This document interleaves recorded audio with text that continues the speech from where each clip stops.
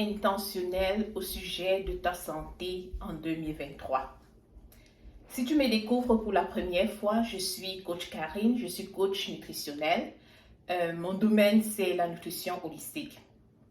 Alors, j'aimerais te parler de ta santé en 2023.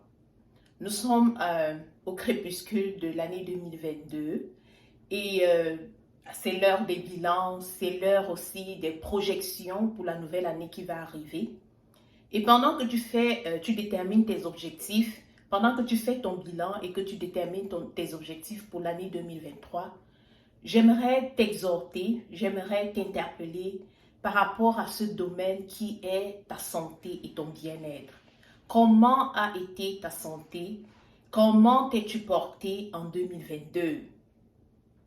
Après avoir répondu à cette question, tu vas voir qu'est-ce qui a marché, qu'est-ce qui n'a pas marché. Est-ce que tu as été en bonne santé? Est-ce que tu as débordé de bien-être? Comment est-ce que tu as géré le stress en 2022? Et maintenant, il est question pour toi de te projeter pour 2023. Quels sont les objectifs que tu te fixes pour l'année 2023? Donc, quelle que soit la façon dont ton année 2022 a été, pour ce qui concerne ta santé et ton bien-être, il est question pour toi de projeter 2023. Il y a un adage qui dit que ce n'est que les insensés qui font les mêmes choses et qui s'attendent à des résultats différents. Alors, il est question pour toi en 2023 de faire des choses différemment pour ce qui concerne ta santé et ton bien-être.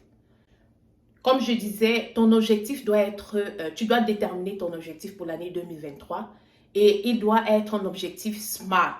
Ça veut dire que, premièrement, il doit être spécifique. Ton objectif doit être personnalisé. C'est ton objectif à toi. Il doit s'adapter à toi. Il doit être clair, précis pour être efficace. Le deuxième critère, c'est que ton objectif doit être mesurable. Il doit être en termes de quantité ou alors de qualité. Il faut définir un seuil à partir duquel tu vas pouvoir faire une évaluation le moment venu. Alors, quand on parle de mesure, ça va renvoyer au temps. D'ici juin 2023, je dois avoir, si par exemple tu es en surpoids ou bien si tu es en sous-poids, ça veut dire que tu as besoin de prendre du poids, je dois avoir pris ou avoir perdu 5 kilos.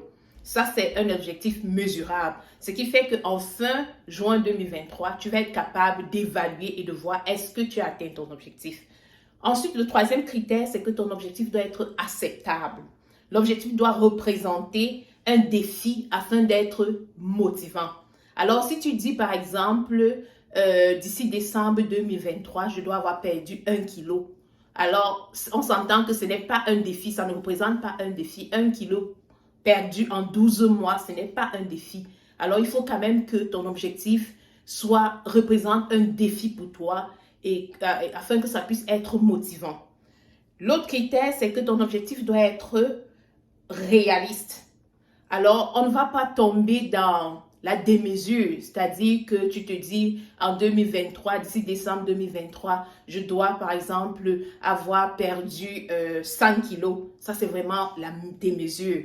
Ton objectif doit être acceptable, il doit être réaliste, il doit être pertinent et le seuil doit être défini et doit être motivant pour éviter l'abandon avant même d'avoir commencé. Alors, si ton objectif n'est pas réaliste, c'est sûr que tu vas abandonner avant d'avoir commencé parce que c'est tellement démesuré. Donc, on reste réaliste. Et le dernier critère SMART, c'est que ton objectif doit être temporellement défini. Il faut le définir dans le temps. Il faut se fixer l'objectif dans le temps. Et comme je disais, c'est dès maintenant, avant que 2023 ne commence, avant le 1er janvier, fixe ton objectif santé et bien-être pour 2023.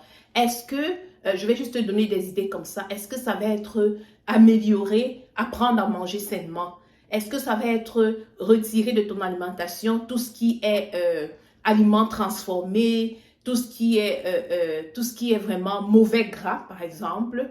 Est-ce que ça va être de commencer l'exercice physique et d'avoir une routine? Ça peut être pour un début, une fois par semaine. Comme on a dit tantôt, l'objectif doit être réalisable. Ne te fixe pas un objectif que tu sais que tu ne vas pas pouvoir atteindre. C'est toi qui connais, ça doit être aussi personnalisé. Tu connais tes réalités, tu connais ton emploi du temps, tu connais tes défis. Alors, fixe-toi un objectif que tu sais que tu vas être capable de réaliser.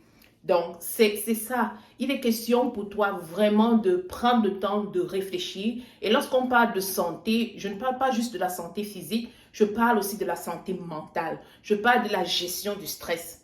Comment est-ce que tu vas gérer le stress? Quelles sont les stratégies que tu vas mettre en place? Si en 2022, tu as été très stressé et ça a peut-être affecté ta santé physique, qu'est-ce qui va changer en 2023? Quelles sont les stratégies de bonne gestion du stress que tu vas mettre en place dans ta vie en 2023 pour être quelqu'un qui se porte mieux sur le plan mental?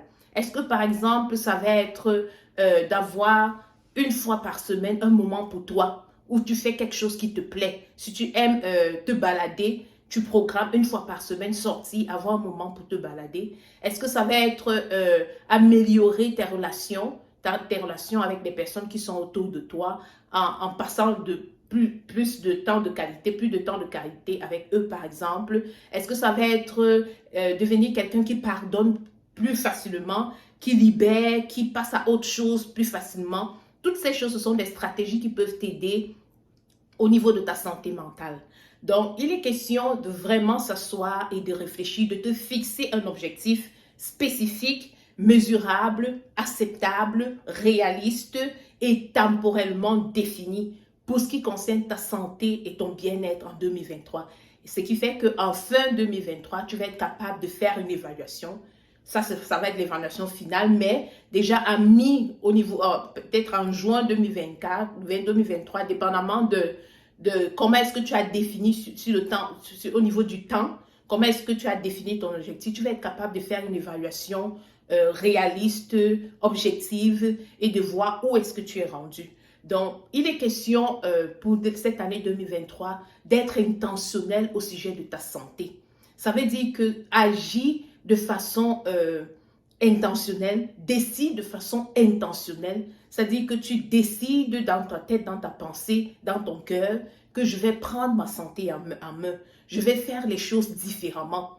Je vais, par exemple, tous les 3 mois ou tous les 4 mois, faire une détox complète de mon corps parce que j'en ai besoin, parce que ça va me permettre de booster ma santé, de renforcer mon système immunitaire. Je vais suivre des programmes, je vais participer à des challenges qui vont m'aider au niveau de ma santé. Je vais apprendre à manger sainement parce que ça s'apprend, ce n'est pas inné comme je le dis souvent.